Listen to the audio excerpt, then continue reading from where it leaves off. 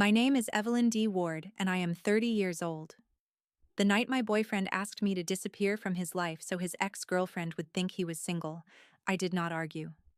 I packed my things and left. By the time Nolan came home at 2 in the morning, my side of the closet was empty.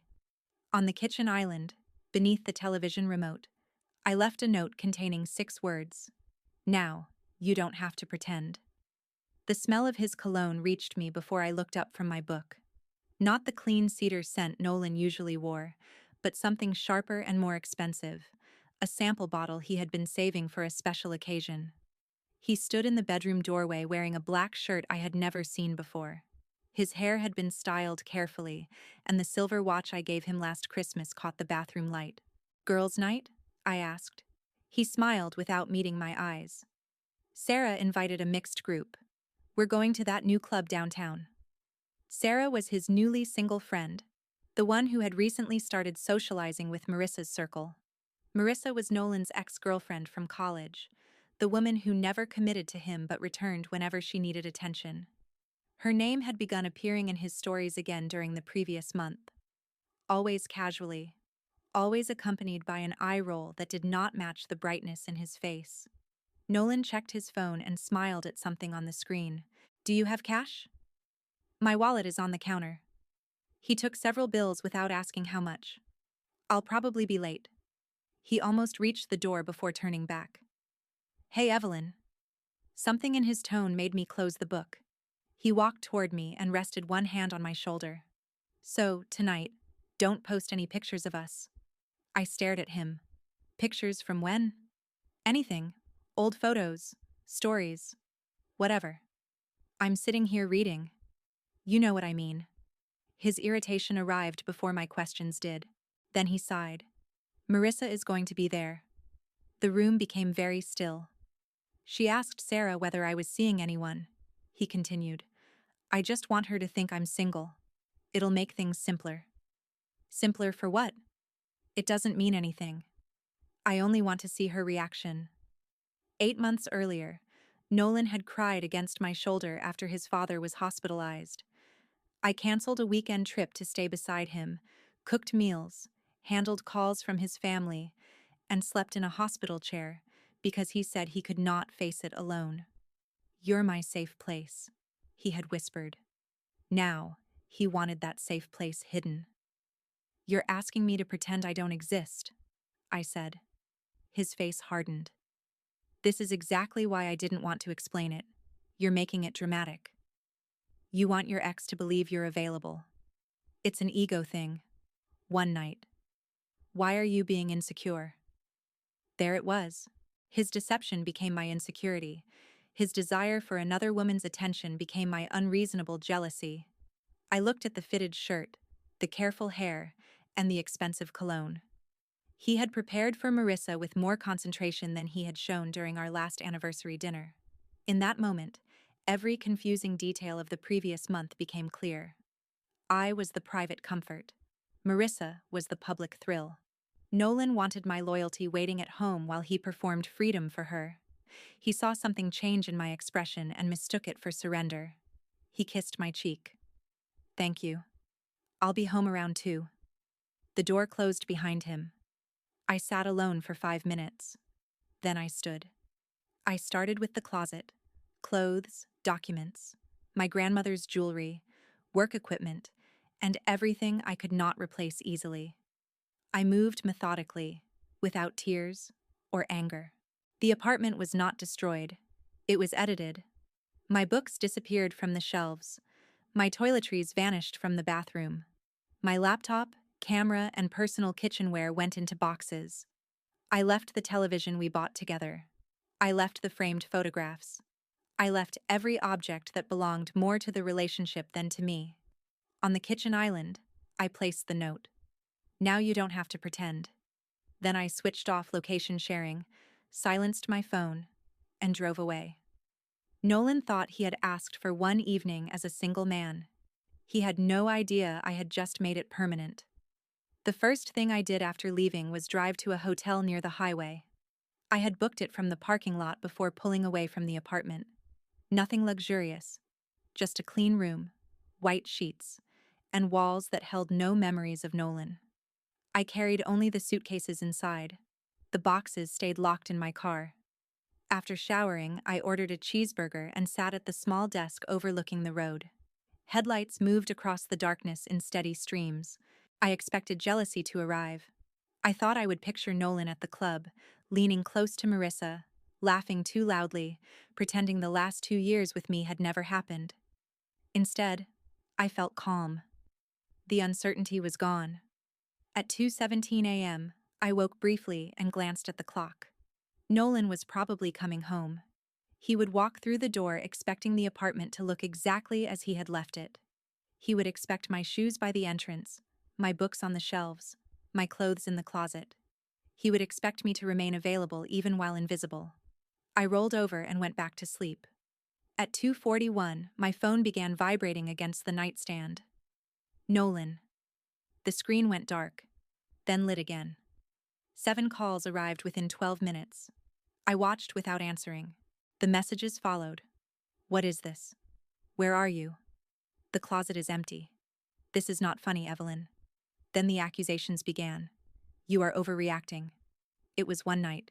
You misunderstood everything. At 3:22, the final message arrived. This is cruel. Call me. There was no apology. No acknowledgement that asking me to disappear had been cruel. Only outrage that I had taken him seriously. By morning, the phone had stopped. I made terrible hotel coffee and sent one message to my closest friend, Lauren. I left Nolan last night. I'm safe.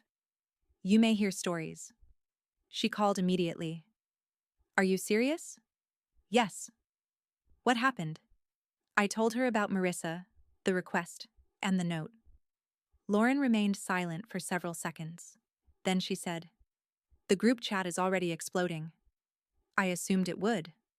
Apparently, Nolan had contacted Sarah, who was telling everyone I had abandoned him without warning. But another version of the night had already begun spreading. Lauren's friend Maya had been at the club. Nolan showed up acting single, Lauren explained. Marissa was interested at first. They danced. He bought drinks. It was exactly what he wanted. I stared out the hotel window. Then Sarah got drunk, she continued. She asked Marissa whether she was worried Nolan's girlfriend would find out. I almost smiled. What happened? Marissa stopped dancing. According to Maya, Marissa looked directly at Nolan and asked, You have a girlfriend? He tried to explain. He said we were having problems, that things were complicated, that I understood why he needed space. Marissa laughed, not flirtatiously, coldly. Then she said, I don't do complicated. She walked away and spent the rest of the night with another man. Nolan had gone to the club believing 2 women wanted him. He returned home, rejected by one and abandoned by the other. The precision of it felt almost unreal. He made a scene, Lauren added. He started arguing with Sarah, then left early. I felt no satisfaction, only confirmation.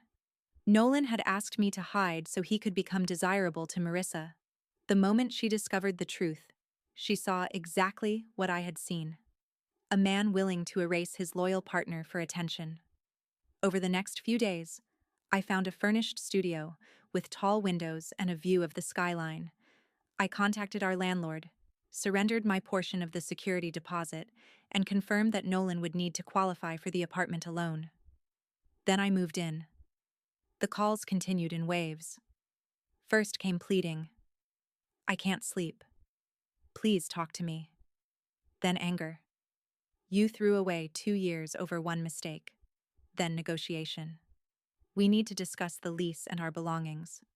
I had taken only what belonged to me. There was nothing to discuss. On the 5th day, Nolan's sister, Mia, called. What you did was extreme, she said. He made one stupid mistake. You packed up like a thief and disappeared.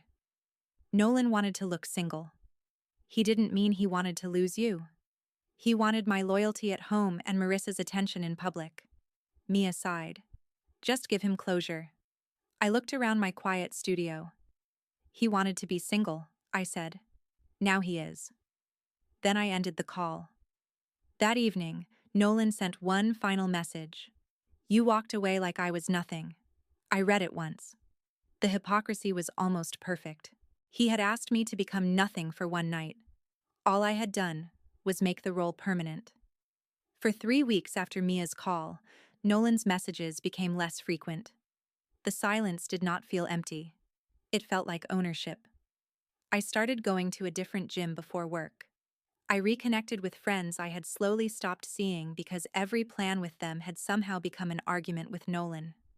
I cooked dinners for one without wondering whether the plating looked good enough for a photograph. My new studio was smaller than the apartment we had shared, but every corner reflected a decision I had made for myself. I positioned my desk beside the window. I bought linen curtains in a color Nolan once called boring. I kept the chipped ceramic bowl my mother had made because I liked it, not because it matched anything. Peace was not dramatic. That was what made it feel unfamiliar. Still, Nolan refused to accept that the relationship had ended. His messages arrived in cycles, as predictable as weather. On Monday, he apologized. I understand why you were hurt.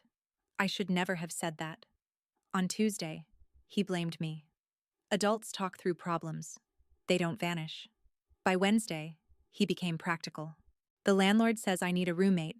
You should at least help until I figure things out. Thursday brought nostalgia. Remember the cabin trip? We were happy there. Friday brought anger. You always run when things become complicated. I never replied. The version of me he was addressing no longer existed.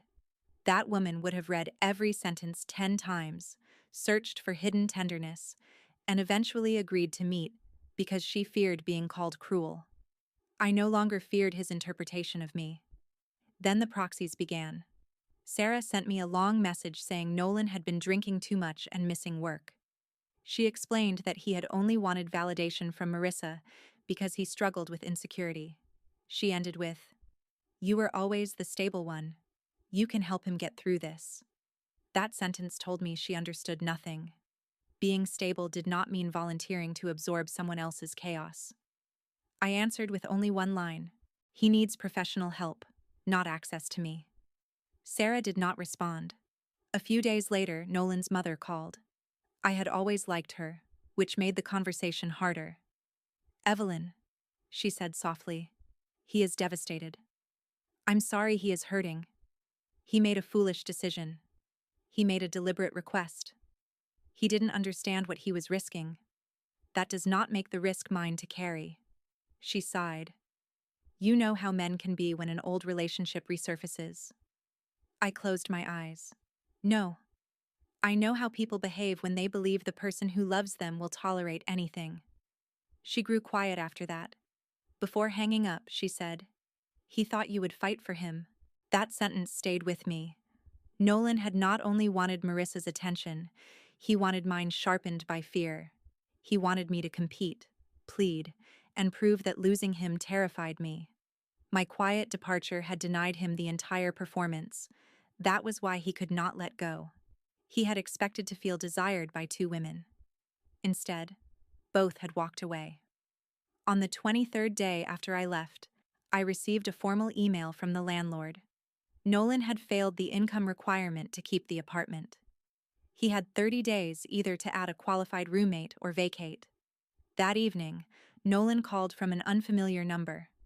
I answered because I assumed it might be work-related. "Evelyn." The sound of his voice made my body tense before my mind caught up. "You used someone else's phone. You blocked everything. That was intentional. Please don't hang up." I said nothing. "The apartment is gone," he continued. "Mr. Henderson says I have to leave." "I know." "You know?" "I received the formal notice because my name was previously on the lease." His breath caught. "So you knew and still didn't call? You asked for a life where I was not visible. That isn't fair." "No, it is simply what happened." His voice cracked. "I lost Marissa. I lost you. Now I'm losing my home." "You did not lose me, Nolan. You traded me for a possibility. I made one mistake. You keep calling it a mistake because that sounds accidental." He began crying. "I don't know what to do." For one dangerous second, instinct pulled at me. The old need to soothe him, organize his problem, and protect him from the consequences he had created. Then I remembered his expensive cologne, his careful clothes, his request that I disappear. "You'll figure it out," I said. "That's all you have to say?" "Yes." I ended the call. The next morning, I arrived at my new cafe with my laptop and coffee, expecting an ordinary day. Then that sharp, expensive cologne cut through the smell of roasted beans. I knew who was standing behind me before he said my name. I finished typing the sentence on my screen before looking up. Nolan stood beside the table holding a paper coffee cup in both hands. He looked smaller than I remembered, not physically, but in presence. The confident man who had once accused me of insecurity had been replaced by someone exhausted from living inside the consequences of his own choices. His hair was unwashed. Dark circles shadowed his eyes. The expensive cologne from that night clung to him again. But now it smelled less like confidence and more like an attempt to reconstruct the person he had been before everything collapsed. "Can I sit?" he asked. I gestured toward the chair opposite me. It was not forgiveness. It was public courtesy. Nolan sat carefully, as if one wrong movement might make me disappear. "I've been trying to find you." I noticed. "I didn't come here to argue." "Then why did you come?" His fingers tightened around the cup. "To apologize properly." I closed my laptop and waited. He began quickly, the words spilling out before courage could fail him. "What I said that night was disgusting. Asking you to hide our relationship was humiliating. I was selfish, and I knew it even while I was doing it." For the first time, he was not calling it a misunderstanding. He continued. "Marissa meant nothing. I wanted proof that she still wanted me. That was all. I wanted to feel like I had won something. And I was supposed to help you win." His face twisted. "I didn't think you would actually leave. That was the problem. I thought you'd be angry. I thought we'd fight. Then I'd come home and apologize. You planned my reaction too?" He looked down. "I guess I did." The honesty surprised me, but it did not soften what happened. Nolan's eyes filled. "The apartment is gone. Most of our friends won't speak to me. Sarah blames herself for telling Marissa about you. My mother says I destroyed the best relationship I'll ever have. I'm not responsible for making that easier to hear." "I know." He reached toward me, stopping before his hand touched mine. "I love you, Evelyn." I leaned back. "You loved what I gave you." "That isn't true." "You loved coming home to someone dependable. You loved knowing I would stay calm, forgive quickly, and repair whatever you broke." His face reddened. "We had 2 good years." "We did." "Then how can you throw them away because of one night?" There it was. The apology lasted until it met resistance. "I did not throw away those years," I said. "You used them as collateral for one evening of attention." His sadness hardened into frustration. "People make mistakes. You keep using that word as though you accidentally wore the wrong shirt." "What do you want from me?" he demanded. "I came here. I admitted everything. I'm begging you." Several people nearby looked over. I kept my voice low. "You still think the correct performance should earn the relationship back. That's not what I'm doing." "It is exactly what you're doing." His jaw tightened. "So that's it? You're just going to sit there acting superior?" "I'm not superior. I'm finished." He stared at me. The tears in his eyes dried into something colder. "You always do this," he said. "You shut down and run when things get complicated." I almost smiled. "You confuse betrayal with complexity." His face went pale. "Nolan, that night you gave me a direct instruction. You wanted me invisible so you could appear available to Marissa. I listened. I didn't mean permanently. You wanted my loyalty in private and her attention in public. You wanted both women to participate in a fantasy built around your ego." "That sounds cruel." "It sounds accurate." He sat back, breathing hard. "You'll regret this when you realize nobody else is going to know you the way I do. You knew me well enough to believe I would accept being hidden." He looked toward my closed laptop. "So this is your life now? Sitting alone in cafes? Pretending you're happy? My peace is not a performance for you to judge. His mouth opened, but no answer came. I stood and slipped the laptop into my bag. I have a meeting. You're leaving? Yes. I came all this way. And I listened. As I stepped around the table, he whispered, "You're cold." I stopped beside him. "No, I was warm for so long that you assumed the fire could never go out." He looked up at me, stunned. "Please don't contact me again," I said. "The conversation ended the night you asked me to disappear." I walked toward the door. Behind me, Nolan called my name once. I did not turn around. Outside, rain had stopped, and sunlight broke through the clouds onto the wet pavement. For the first time, his cologne no longer followed me. After the cafe, Nolan finally stopped contacting me. Not immediately. For 3 days, he sent one message each morning, as if persistence could turn finality into negotiation.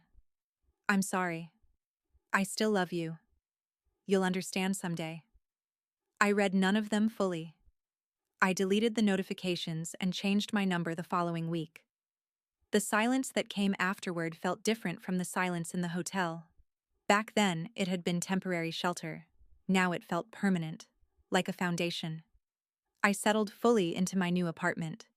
I replaced the folding chair with a small dining table, hung framed prints above the sofa, and filled the windowsill with plants I was not particularly good at keeping alive. I returned to the friends I had neglected during my relationship with Nolan. Lauren invited me to dinner. Ben helped me carry a bookshelf up 3 flights of stairs and complained dramatically the entire time. My brother called just to ask how I was doing, without needing anything. Those small gestures taught me something important. Care did not have to be earned through sacrifice. At work, I began taking on freelance projects during the evenings. What started as a distraction slowly became something I genuinely wanted. I liked choosing clients, setting my own schedule, and building something that belonged entirely to me. Nolan had once called that kind of life lonely. It did not feel lonely. It felt quiet enough to hear myself think. Through mutual friends, I occasionally learned what happened to him. He lost the apartment and moved into his sister Mia's spare room. Sarah stopped defending him after Marissa told the group exactly what he had done. The story he tried to spread about my dramatic abandonment collapsed when people learned he had asked me to hide our relationship so he could appear available to his ex-girlfriend. Marissa blocked him. Some friends did too. Nolan apparently began telling people that he had been confused and emotionally vulnerable. He said I had punished him instead of helping him work through old feelings. That was the final proof that leaving had been right. He still believed his uncertainty was more important than my dignity. Months passed. I changed gyms, found new cafes, and stopped scanning every room for his face.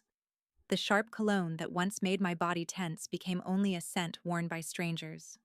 One evening, Lauren and I were having dinner when she mentioned that Nolan had started dating again. I waited for jealousy. Nothing came.